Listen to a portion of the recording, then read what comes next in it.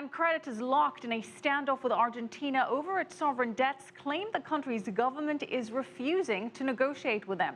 The two sides are supposed to be discussing the crisis that's bringing Argentina to the brink of a fresh default. A minority of mainly U.S. investors have held out on nearly $1.5 billion. A majority of Argentina's creditors have already agreed to a cut on their repayments. Argentina was supposed to have settled this issue on Monday. It is now likely to have a month grace to find a resolution. Now, the standoff dates back to Argentina's defaulting on $100 billion worth of sovereign debt that triggered its economic collapse back in 2001. And for more on this, we're joined by Russ Dallen. He's the managing partner at Caracas Capital Markets, and he joins us live from Fort Lauderdale. Russ, good to have you on the show. Hi, Michelle. Great to see you again. Hi there, Russ. The understanding was that Argentina would be in technical default if it didn't settle the situation by today, this Monday. It does not appear to have been resolved. The hedge funds are saying Argentina is not negotiating with them. Is Argentina now in a technical default, and what does that mean? Well, the payment on the bonds was actually due today. They actually did make the payment of part of a $900 million payment they made last week. They made it a little bit early on the 26th.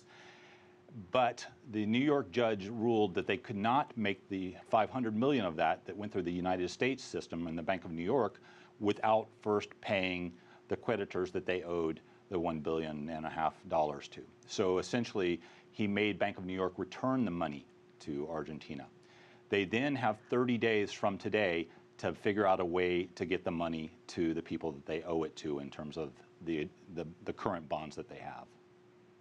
Russ, why is it that a U.S. Supreme Court judge or the U.S. Supreme Court is telling Argentina what to do? How is it that this has come down to U.S. jurisdiction?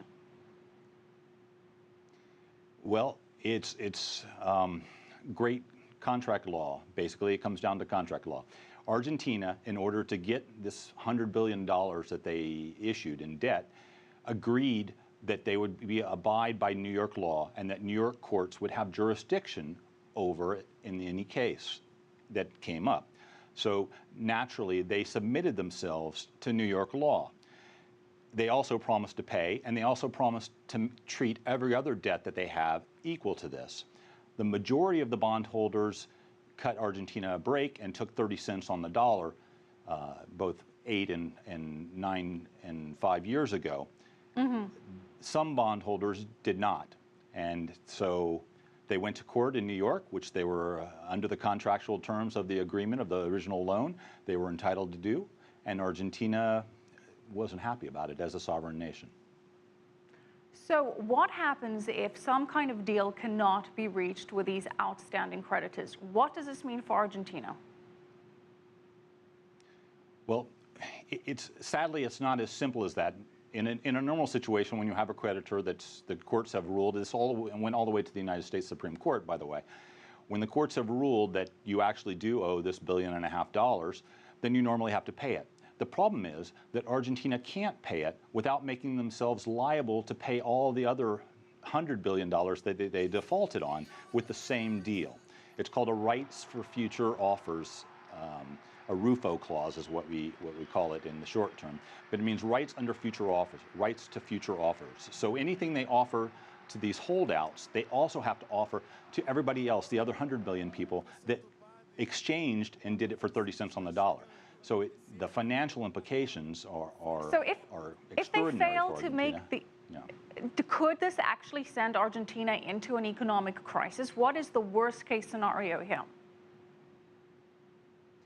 Well, it won't send them into Argentina into a crisis because they've been isolated from international capital markets since they defaulted on the $100 million in 2001.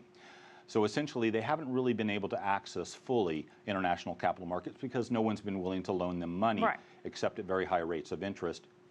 So that's what's caused the problem. So since they've already been ostracized by the international capital markets, it just extends the problems that they're having.